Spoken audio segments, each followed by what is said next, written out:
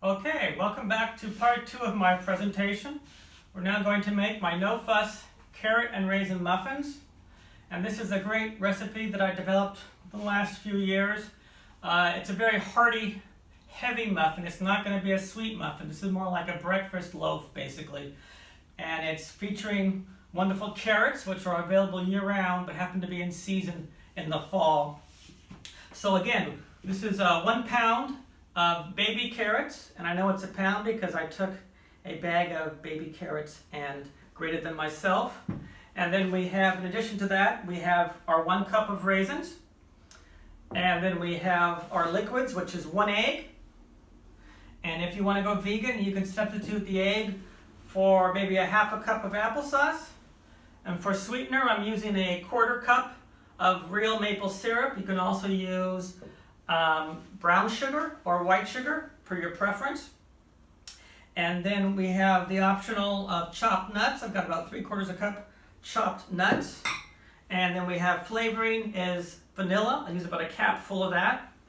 And then we have our dried goods. We have 1 cup of whole wheat flour, 1½ cups of rolled oats, and then something I like to add, this is a 1/4 cup of flaxseed oil. And as you may know, flaxseed is very high in omega-3 fatty acids, so that's a good additional nutritional benefit. And then we have our seasoning, which is a tablespoon of ground cinnamon and leavening. We have a 1/2 teaspoon of baking powder and a 1/4 teaspoon of baking soda. So again, I like to cook very efficiently. So this is another 1-pot recipe. Oh, and I forgot to mention, for the liquid, I'm using a cup of oat milk. You can use water, you can use normal milk, almond milk, soy milk. You can even use a fruit juice. If you wanted to do a carrot and maybe a cranberry or carrot and orange juice, that's fine. If you do use a fruit juice, make sure to lessen the amount of sugar that you add to your overall recipe. So as I mentioned before, this is a 1-pot, so we're going to go ahead and add our carrots into the bowl. And we'll add the rest of the liquid items as well. So we're going to include the raisins in there now. And then we'll add our egg. We'll just pour that in there. And our syrup. And I like to make things not very sweet, so you might find this a little bland. If you want to up the sugar quotient, go ahead and add a little bit more sugar if you feel so inclined. Then I'll go ahead and add my cap of vanilla extract,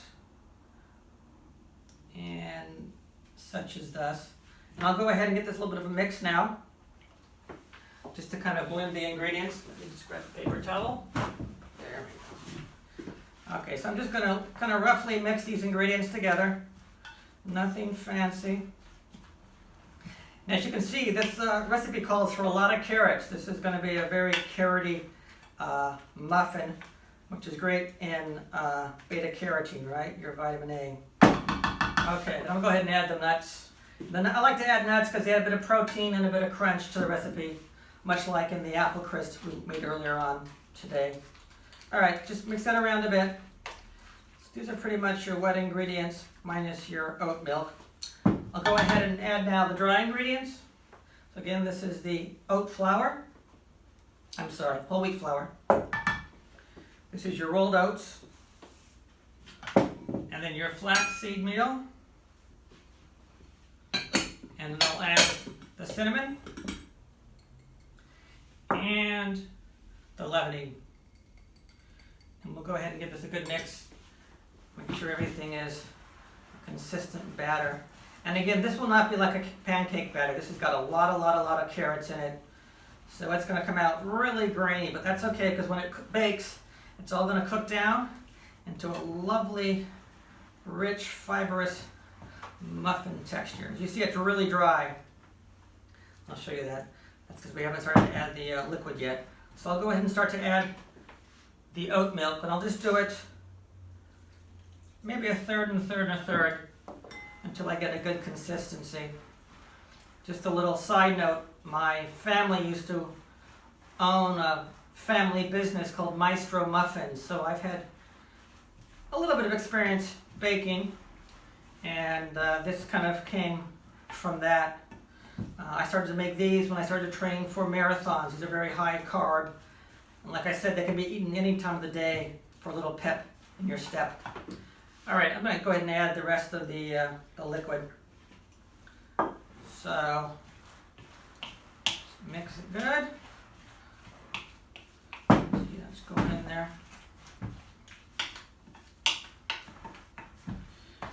Okay. Now, what I'll do is we're going to put these into a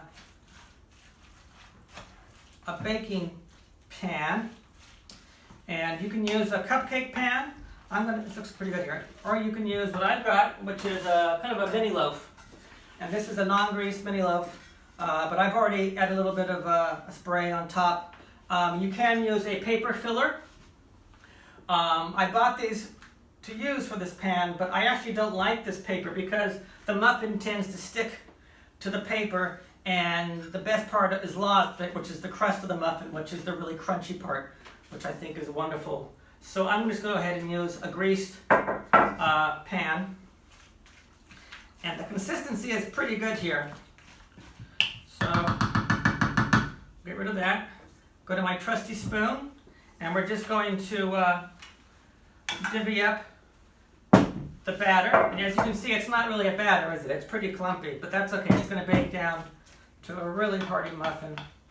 So we'll make 8 even. Like this. Don't be afraid to get a little bit messy. You can always, I wash my hands so they're clean. And you can just kind of tidy up the edges. And so this will go into the oven, which is preheating now. And it cooks for between 20 and 25 minutes at 375. Add more on top.